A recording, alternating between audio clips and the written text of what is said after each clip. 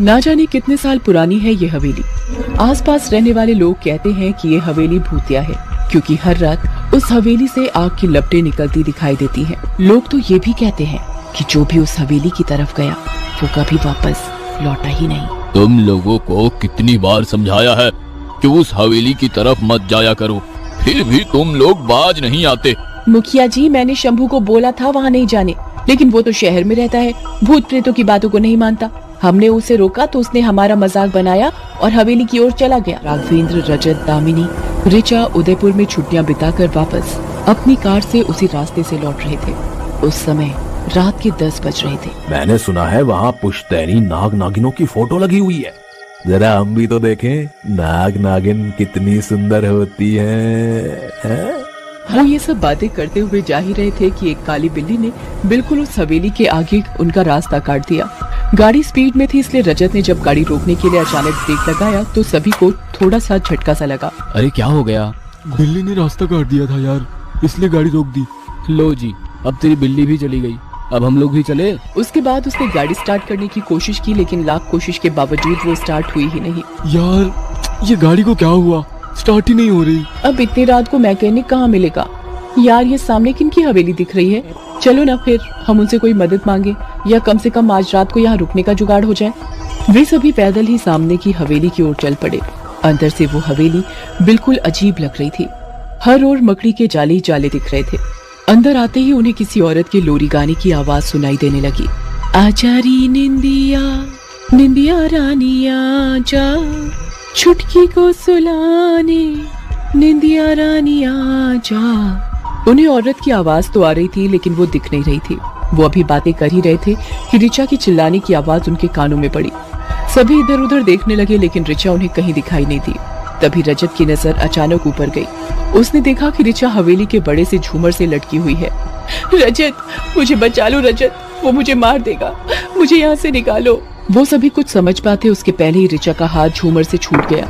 वो नीचे गिर पड़ी, उसके सिर से खून बहने लगा और उसने तड़प तड़प कर दम तोड़ दिया। राघवेंद्र, मुझे इस हवेली में कुछ गड़बड़ लग रही है, हमें यहाँ से निकलना होगा। तभी एक औरत दूसरे कमरे से निकल कर आई। उसकी आंखें लाल थी। उसे देख सभी डर गए। यहाँ से कोई नहीं निकल सकता, तुम लोगों ने मेरी बेटी की नींद खराब कर दी। कितनी मुश्किल से मैंने उसे सुलाया था। आप कौन है? हमें जाने दीजिए। औरत जोर जोर से हंसने लगी। फिर वो सीढ़ियां चढ़कर ऊपर जाने लगी। उन तीनों को बहुत डर लग रहा था, फिर भी वो उसके पीछे पीछे छत तक गई। उन्होंने देखा कि छत पर एक छोटा सा पालना है। उसने अपनी बच्ची को उसी में सुला दिया। छुटकी, तू चिंता मत कर, तेरी माँ है, तेरी माँ तुझे कुछ नहीं होने देगी। ये कहकर वो जैसे ही पीछे मुड़ी तो उसे वो तीनों दिखाई दिए। उन्हें देखकर उस औरत को बहुत गुस्सा आया। उसने रजत को उसके बालों से पकड़ा और एक ही झटके में उसकी गर्दन मरोड़ दी।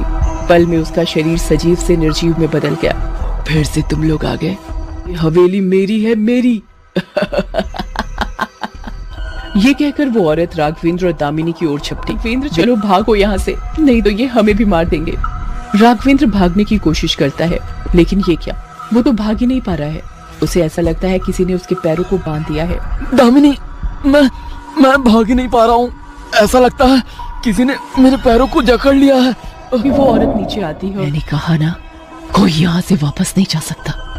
देखिए मेरे पति को छोड़ दीजिए, उन्होंने क्या बिगाड़ा है आपका? क्या बिगाड़ा है?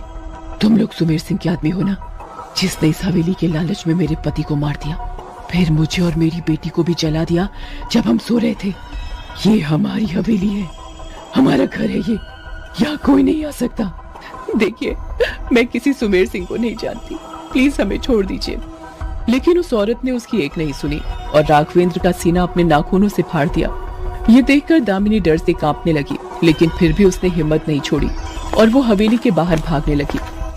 बहुत देर भागने के बाद वो एक जगह रुक जाती है और हांफते हांफते खुद से कहती है, लगता है मैं उस हवेली से बहुत दूर निकल आई हूँ। फिर वो पीछे मुड़कर देखती है तो उसके रोंगटे खड़े हो जाते हैं, क्योंकि वो तो उसी हवेली के अंदर थी। वो औरत उसे भी मार देती है। फिर वो सीढ़ियों से छत की ओर जाती है, अपने बच्चे को गोद में उठाती है और फिर से लोरी गाने लगती है। आचारी निंदिया निंदिया रानिया जा, छुटकी को सुलाने निंदिया रानिया